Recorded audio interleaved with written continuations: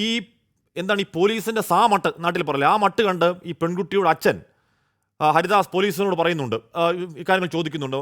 എന്താണ് ഇത് നിങ്ങൾ പറയുന്ന കേട്ട് ഈ കുട്ടിയെ ഭർത്താവിൻ്റെ വീട്ടിലേക്ക് വിട്ടാൽ നാളെ ഉത്രയും വിസ്മയം പോലെ ആവില്ലേ? അപ്പോൾ ഈ എന്താണ് ഈ പോലീസ് സേമാൻ അങ്ങോട്ട് പറയുന്നത് അതൊക്കെ മാധ്യമങ്ങളുടെ അതൊക്കെ മാധ്യമ സൃഷ്ടിയാണ്, അത് ആ വഴിക്ക് നടക്കും. എന്നിട്ട് ഈ പ്രതിയെ പിടിച്ച് അകത്തിടാൻ എന്തെങ്കിലും നിവൃത്തിയുണ്ടോ എന്ന് ചോദിക്കുമ്പോഴേക്കും നിങ്ങൾ ഞങ്ങളെ നിയമം പഠിപ്പിക്കാൻ വരണ്ട എന്നാണ് വിരട്ട്. ഇങ്ങനെയൊക്കെ വിരട്ടുന്ന പോലീസ് ഇതിൽ നിന്ന് തിരുത്തും. ശ്രീ ജ്യോതികുമാർ ചാമക്കാല, ഈ പന്തീരാങ്കാവ് പോലീസ് കൃത്യമായി നീതിനിഷ്ഠ പാലിച്ചൊരു കേസുണ്ട് കേട്ടോ. അത് പന്തീരാങ്കാവിൽ UAPA കേസാണ്. 2 കുട്ടികൾ ചായ കുടിച്ചോ എന്തോ പിടിച്ചോ ഒന്ന് UAPA വണ്ടൊക്കെ അടിച്ചിട്ടില്ല, സുപ്രീം കോടതിയിൽ പോയി പ്രഹരമേറ്റ കേസാണ്. അപ്പോൾ അവർക്കറിയാം, പണി അറിയാം. ജ്യോതികുമാർ ചാമക്കാല, കാശ്മി, അവിടെയാണ് പ്രശ്നം. നമുക്ക് പന്തീരാങ്കാവ് പോലീസ് സ്റ്റേഷനിൽ നിന്ന് കേട്ടാൽ ആദ്യം ഓർമ്മ വരുന്നത് 2 SFIക്കാരായ 2 ചെറുപ്പക്കാരെ, 2 വിദ്യാർത്ഥികളെ അവരുടെ മേളിൽ UAPA ചുമത്തിയതുമായി ബന്ധപ്പെട്ടാണ്. അവരുടെ കൈവശം ലഘുലേഖ വെച്ചിരുന്നു എന്നതിന്റെ പേരിൽ മാത്രം ആജീവനാന്തം UAPAക്കെതിരെ അങ്ങേയറ്റം പ്രത്യക്ഷ സമരപരിപാടികൾ നടത്തിയിട്ടുള്ള ഇടതുപക്ഷം തന്നെ, CPM തന്നെ ഈ സംസ്ഥാനം ഭരിക്കുമ്പോൾ CPMന്റെ പോളിറ്റ് ബ്യൂറോ അംഗം ഈ സംസ്ഥാനത്തിന്റെ ആഭ്യന്തരമന്ത്രിയായിരിക്കെ തന്നെ 2 ചെറുപ്പക്കാരെ, 2 വിദ്യാർത്ഥികളെ പോലീസ് അറസ്റ്റ് ചെയ്തതും ഇതേ പന്തീരങ്കാവ് പോലീസ് സ്റ്റേഷന്റെ കീഴിലാണ് എന്ന കാര്യം നമ്മൾ മറക്കരുത്. അത് സാന്ദർഭികമായി നമ്മൾ പന്തീരങ്കാവ് എന്ന് കേട്ടാൽ ഇത്രയും കാലം നമ്മൾ ഓർത്തു വെച്ചിരുന്നത് ആ UAPA കേസ് തന്നെയാണ്. ഇപ്പോൾ വന്നിരിക്കുന്നത് ഈ കുട്ടിയുടെ ദാരുണമായ സംഭവവുമായി ബന്ധപ്പെട്ട് തന്നെയാണ്.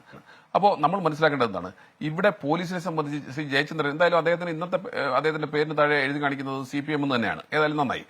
നേരത്തെയൊക്കെ അദ്ദേഹം നിരീക്ഷകനായിരുന്നു. ഏതായാലും ഞാനത് പറഞ്ഞു പോയി മാത്രമേ ഉള്ളൂ കേട്ടോ, മറ്റൊരർത്ഥത്തിൽ പറഞ്ഞതല്ല. അപ്പോൾ അങ്ങനെ CPMന്റെ പ്രതിനിധി പറയുന്നത് എന്താണ്, ഇതിന് ആഭ്യന്തര വകുപ്പിനെ കുറ്റപ്പെടുത്തുന്നത് എന്തിനാണെന്നാണ്.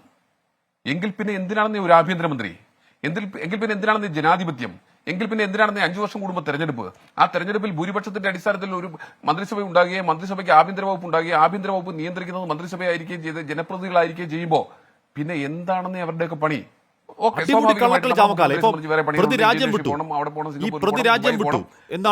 എന്താണ് അത് പോലീസ് വളരെ ഭംഗിയായി രാജ്യം വിട്ടാരെ അറിയാമെങ്കിലും അത് മറച്ചു വെക്കണം. ലാസ്റ്റ് നമ്മുടെ റിപ്പോർട്ടർ ദീപക്കാണ് അത് കേരളത്തോട് പറയുന്നത്. എന്തിനാണ് ഇന്റർപോൾ സഹായം, റെഡ് കോർണർ എന്നൊക്കെ പിന്നെ അതിന്റെ തുടർച്ച കേൾക്കുന്നത്? അടിമുടി ഇങ്ങനെ കള്ളം പറയുന്നൊരു പോലീസ് ഉണ്ടോ ഏതെങ്കിലും സ്റ്റേറ്റിൽ? ജ്യോതികുമാർ ചാമക്കാല, ഇങ്ങനെയെല്ലാം ചെയ്തതിനു ശേഷം കടിച്ചാൽ പൊട്ടാത്ത കുറെ വാക്കുകൾ ഒരിക്കലും നടക്കാത്ത കാര്യങ്ങളും ഒക്കെ ആയിട്ട് ബന്ധപ്പെട്ട് ഇന്റർപോൾ റെഡ് കോർണർ നോട്ടീസ്, മറ്റേ നോട്ടീസ്, പിന്നെ ഇപ്പൊ പിടിച്ചുകൊണ്ടുവരും, അവിടുന്ന് പിടിക്കും. ഇതൊക്കെ നമ്മൾ ദേശീയ നേതൃത്വവും പലപ്പോഴും പറഞ്ഞു കേട്ടിട്ടുണ്ട്, BJPയുടെ നേതൃത്വമുള്ള കേന്ദ്ര സർക്കാരും പലപ്പോഴും പറഞ്ഞു കേട്ടിട്ടുണ്ട്. പല കള്ളന്മാരും രാജ്യം വിട്ടു പോയപ്പോൾ ഇപ്പതാ കൊണ്ടുവരുമെന്ന് പറഞ്ഞ് അത്രയും വലിയ കള്ളന്മാരെ ഇതുവരെ കൊണ്ടുവരാൻ കഴിയില്ല. എന്നിട്ട് ഈ സംസ്ഥാന സർക്കാർ പറയുന്നത് ഞങ്ങൾ ഇന്റർപോളിന്റെ സഹായം നേടി നോക്കി. ഇതൊക്കെ ആരെ പറ്റിക്കാനാണെന്നേ? ഇതൊക്കെ ജനങ്ങളെ പറ്റിക്കാനല്ലേ? ഞാൻ ചോദിക്കുന്ന ആ കൊച്ചുകുട്ടി, ആ പെൺകുട്ടി എത്ര വയസ്സായിട്ടുണ്ട്? M.Tech കഴിഞ്ഞാൽ പരമാവധി 23 വയസ്സായി കാണും. അതിനുശേഷം കല്യാണം കഴിച്ചയച്ചിരിക്കുന്നു. ആ കുട്ടിയുടെ ദാമ്പത്യ ജീവിതത്തിലേക്ക് കാലെടുത്ത് വെക്കുമ്പോൾ മുതൽ ഇത്തരത്തിൽ ക്രൂരമായ പീഡനമാണെന്ന് പറഞ്ഞാൽ എന്റെയോ താങ്കളുടെ വീട്ടിലെ നമ്മുടെ സഹോദരിമാർക്കോ നമ്മുടെ മക്കൾക്കോ ഒക്കെയാണ് ഇത് ഉണ്ടാകുന്നതെങ്കിൽ എന്തായിരിക്കും കാശ്മീർ അവസ്ഥ? ഈ പോലീസുകാരനൊന്നും പിന്നെ എന്താ പറഞ്ഞാൽ കൂടിപ്പോവും. ഇവരൊന്നും മനുഷ്യനല്ലേ? ഈ പറഞ്ഞ സസ്പെൻഡ് ചെയ്യപ്പെട്ട ആളുണ്ടല്ലോ, ഇയാളൊക്കെ മനുഷ്യനല്ലേ? ഞാൻ അപ്പോഴും റൈഡർ ക്ലോസിലൊന്നും നല്ല പോലീസുകാരുമുണ്ട്. ഇത്രയും പീഡനം നോക്കൂ.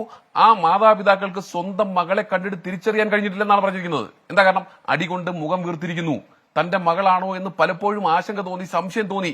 എന്നിട്ടും അടുത്തിരുന്ന് നോക്കിയപ്പോഴാണ് ഇതെന്റെ മകളല്ലേ എന്ന് തോന്നുന്നത്. ആ രീതിയിലേക്ക് ക്രൂര പീഡനം ഏറ്റുവാങ്ങേണ്ടി വന്നൊരു പെൺകുട്ടി.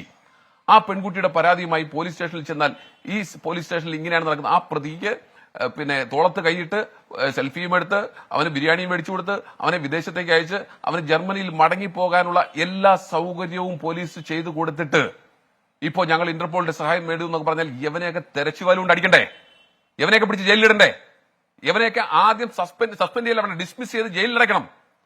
അതിന് ആർജവമുണ്ടോ ജനാധിപത്യത്തിൽ സംസ്ഥാന സർക്കാരിന് എന്നാണ് അറിയേണ്ടത്. അപ്പോ ഇവിടെ വിസ്മയുടെ വിഷയം ഉണ്ടായപ്പോ നിമിഷം കൊണ്ട് ആ പിന്നെ പ്രതിസ്ഥാനത്തുണ്ടായിരുന്ന പിന്നെ AMVA ആയിരുന്ന ചെറുപ്പക്കാരനെ സർവീസിൽ നിന്ന് പുറത്താക്കിയല്ലോ. ഇവിടെ അതിന് തത്തുല്യമായ തെറ്റല്ലേ ഈ പോലീസുകാരുടെ ഭാഗത്തുണ്ടായിരിക്കുന്നത്, ഈ SHOയുടെ ഭാഗത്തുണ്ടായിരിക്കുന്നത്? അദ്ദേഹത്തിനെതിരെ നിയമ നടപടി വെറും ഒരു സസ്പെൻഷൻ ഒഴുകാൻ പാടില്ല. ഇത് കേരളത്തിലെ പോലീസിന് മാതൃകയാകണം. ഇത്തരത്തിൽ പെൺകുട്ടികൾ, അവരുടെ മാതാപിതാക്കൾ അവരുടെ ജീവന് സംരക്ഷണം ആവശ്യപ്പെട്ടുകൊണ്ട് അന്ന് ആലോചിച്ച് നോക്കും. കല്യാണം കഴിഞ്ഞ് 7-ാം ദിവസമാണ്, വെറും 7-ാം ദിവസം. ഇവിടെ ശ്രീ MK ഹരിദാസ് ചോദിച്ച പ്രസക്തമായ ചോദ്യമുണ്ട്. നമ്മൾ സർക്കാരിന് പോലും ഹണിമൂൺ പീരീഡ് കൊടുക്കാറുണ്ട്, പിന്നെയല്ലേ ദാമ്പത്യ ജീവിതത്തിൽ ആ ഹണിമൂൺ പീരീഡ് എന്ന വാക്ക് തന്നെ വന്നുള്ളതാണ്. അപ്പോ യാതൊരു സ്വരച്ചേർച്ചയില്ലായ്മയും ഉണ്ടാകില്ല എന്നൊരു കൺസെപ്റ്റിലല്ലേ അങ്ങനെ